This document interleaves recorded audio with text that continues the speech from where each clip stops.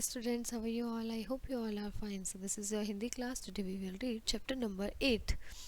बेटा 8 चैप्टर है आपका सर्वनाम, जो कि है प्रोनाउन भी कहते हैं हम इसे। चलिए हम इस अनुच्छेद को पढ़ते हैं। एक गांव में एक गरीब किसान रहता था। किसान के 4 बेटे थे। किसान के बेटे हमेशा आपस में झगड़ते रहते थे, इसलिए किसान बहुत चिंतित रहता था। एक दिन किसान ने एक तरकीब सोची। ठीक है बेटा, अब हम दोबारा से अब इन वाक्यों को पढ़ते हैं। एक गांव में एक गरीब किसान रहता था। ठीक है, किसान कैसा? गरीब। उसके कितने बेटे थे? 4 बेटे। वह हमेशा आपस में झगड़ते रहते थे, इसलिए वह बहुत चिंतित रहता था। उस दिन उसने एक तरकीब सोची। तो बेटा पहले वाक्य में जो संज्ञा आई है, आगे के वाक्य में उसी संज्ञा की बात करी जा रही है। इस प्रकार हम संज्ञा को दोहराते नहीं हैं, बल्कि उसके स्थान पर अन्य शब्दों का प्रयोग करते हैं। जैसे उसकी जगह पर उसके, वह, उसने शब्दों का प्रयोग किया गया है और बेटे के स्थान पर वह का प्रयोग हुआ है। संज्ञा के स्थान पर प्रयोग किए जाने वाले शब्द सर्वनाम कहते हैं। जैसे बेटा एक गांव में एक गरीब किसान रहता था, यहाँ तक ठीक है। अब उसके बाद बार बार किसान किसान रिपीट नहीं करना। किसान नहीं, उसके 4 बेटे थे। किसान के बेटे हमेशा आपस में नहीं, वह हमेशा आपस में झगड़ते रहते थे, इसलिए किसान बहुत चिंतित रहता था। नहीं, इसलिए वह बहुत चिंतित रहता था। एक दिन किसान ने एक तरकीब सोची, उसने एक तरकीब सोची। ठीक है, तो उसने, उसके, वह, तो ये सब हमारे क्या होते हैं बेटा? सर्वनाम जो संज्ञा के स्थान पर प्रयोग होते हैं। अब सर्वनाम के हमारे 6 भेद होते हैं। जैसे कि देखिए, पुरुषवाचक सर्वनाम, निश्चयवाचक सर्वनाम, अनिश्चयवाचक सर्वनाम, प्रश्नवाचक सर्वनाम, संबंधवाचक सर्वनाम, निजवाचक सर्वनाम, पुरुषवाचक सर्वनाम पढ़ते हैं। सबसे पहले हम कहने वाला जब अपने लिए या सुनने के वाले के लिए या किसी अन्य व्यक्ति के लिए सर्वनाम का प्रयोग करता है तो वह पुरुषवाचक सर्वनाम होता है। जैसे कहने वाला हो गया मैं या हम, सुनने वाला कौन हो गया? तू या तुम, या जिसके बारे में बात हो वो हो गए वह और वह। ठीक है, तो ये हो गया हमारा पुरुषवाचक सर्वनाम। उसके 3 पुरुष होते हैं। कैसे? उत्तम पुरुष, मध्यम पुरुष, अन्य पुरुष। उत्तम पुरुष हमारा बोलने वाला होता है मैं, हम। मध्यम पुरुष हमारा सुनने वाला होता है तू, तुम, आप। और अन्य पुरुष, अन्य व्यक्ति का पदार्थ वह। ठीक है, अब आता है हमारा निश्चयवाचक सर्वनाम। ऐसे सर्वनाम जिनसे किसी व्यक्ति या वस्तु के निकट या दूर होने का निश्चय का पता चले तो उसे कहते हैं निश्चयवाचक सर्वनाम। जैसे कि मुझे यह चाहिए, इसे उधर रख दो। ठीक है, तो मुझे यह चाहिए, इसे कहाँ रख दो? उधर रख दो। अनिश्चयवाचक सर्वनाम कौन से होते हैं बेटा? ऐसे सर्वनाम शब्द जिनसे किसी व्यक्ति या वस्तु का निश्चित रूप से पता नहीं चलता, उन्हें कहते हैं अनिश्चयवाचक सर्वनाम। मुझे कुछ खाने को दे दो, कुछ दे दो। दरवाजे पे कोई खड़ा है, तो कोई, कुछ इज अनिश्चय, और यह और इसे इज निश्चय। ठीक है बेटा। और पुरुषवाचक आपको पता ही है। जैसे हम, कहने वाला मैं, हम, सुनने वाला तू, तुम, और जिसके बारे में बात हो वह। तो उत्तम पुरुष बोलने वाला मैं, हम, मध्यम पुरुष सुनने वाला तू, तुम, आप, और अन्य पुरुष जिसके बारे में बात हो वह या वह। अब आता है प्रश्नवाचक। वो बहुत सिंपल है। कौन हो तुम? तुम्हारा नाम क्या है? जो शब्द किसी व्यक्ति या वस्तु के संबंध के रूप में प्रश्न के रूप में प्रयोग किए जाते हैं वो होते हैं प्रश्नवाचक सर्वनाम। तुम्हारा नाम क्या है और कौन हो तुम। उसके बाद आता है बेटा हमारा संबंधवाचक सर्वनाम। जिन सर्वनाम शब्दों का प्रयोग संबंध प्रकट करने के लिए किया जाता है उसे कहते हैं संबंधवाचक सर्वनाम। जैसे वह करो जैसा तुम्हें अच्छा लगे, जैसी करनी वैसी भरनी। ठीक है, जैसा तुम्हें अच्छा लगे वैसा तुम करो, और जैसी करनी वैसी भरनी।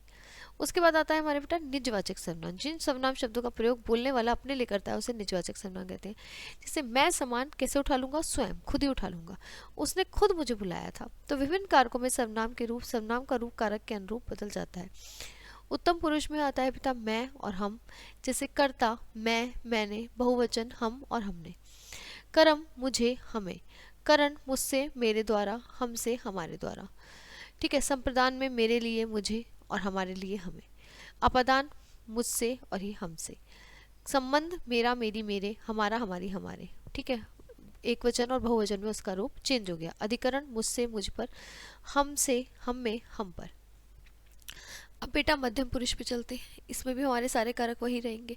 एक वचन में हमारा आ जाएगा तू या तूने, और बहुवचन में तुम और तुमने। कर्म में तुझे, कर्म को, तुझे या तुम्हें। करण से, कर्ता ने कर्म को करण से। तुझसे, तेरे द्वारा, तुमसे और तुम्हारे द्वारा। ठीक है बेटा। संप्रदान मतलब के लिए, किसके लिए? तेरे लिए या तुम्हारे लिए। अपादान अलग होने में, तुझसे अलग होने में या तुमसे अलग होने में। संबंध तेरा, तेरी, तेरे, और संबंध तुम्हारा, तुम्हारी, तुम्हारे। अधिकरण मैं पे, पर, ऊपर, तुझ पे या तुझ पर, तुम में और तुम पर। अब आता है अन्य पुरुष में चलते हैं। अन्य पुरुष में वही सारी विभक्तियां वही होंगी। कर्ता ने कर्म को करण से, संप्रदान के लिए अपदान से अलग होने में, संबंध का की, नारी रे नारी ने, अधिकरण मैं पे, पर, ऊपर। अब एक वचन में कर्ता ने, किसने, वह ने या उसने या वह या उन्होंने। एक वचन में वह और उसने होगा और बहुवचन में वो वह या उन्होंने हो जाएगा। कर्म को उसे या उन्हें, करण उससे उसके द्वारा, उनसे उनके द्वारा। संप्रदान के लिए उसके लिए उनके लिए, अपदान उसे उन्हें, संबंध उसका उसी उसके, उनका उनके उनके, अधिकरण उस पे उस पर, उनमें उन पर। अब आता है हमारा संबंधवाचक, जो जिन्होंने।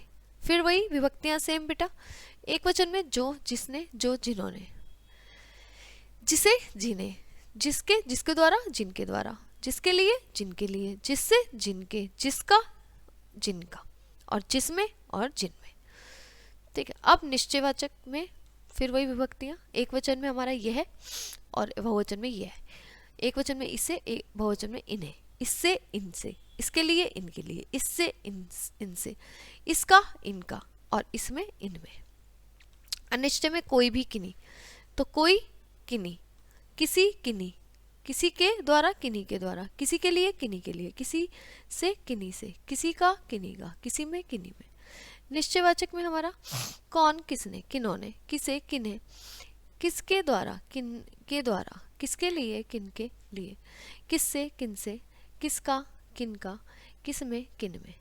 विचारों के आदान प्रदान के साधन को कहते हैं बेटा भाषा। संज्ञा के स्थान पर प्रयोग किए जाने वाले शब्द सर्वनाम कहलाते हैं। सर्वनाम के 6 भेद होते हैं, पुरुषवाचक, निश्चयवाचक, अनिश्चयवाचक, प्रश्नवाचक, संबंधवाचक, निजवाचक। और सर्वनाम का रूप कारक के अनुरूप बदला जाता है। ठीक है बेटा, तो ये हमारा होता है सर्वनाम चैप्टर नंबर 8। ठीक है, जो शब्द संज्ञा के स्थान पर प्रयोग होते हैं उसके हमने भेद पढ़े और उसका विभक्ति चिन्ह से लिंक पढ़ा सारे। तो ये भी आपको बेटा लर्न करने हैं, समझने हैं और इसकी प्रैक्टिस करनी है। ठीक है, तो this class is over here, now will see in the next class. अब तक के लिए bye bye, have a nice day students.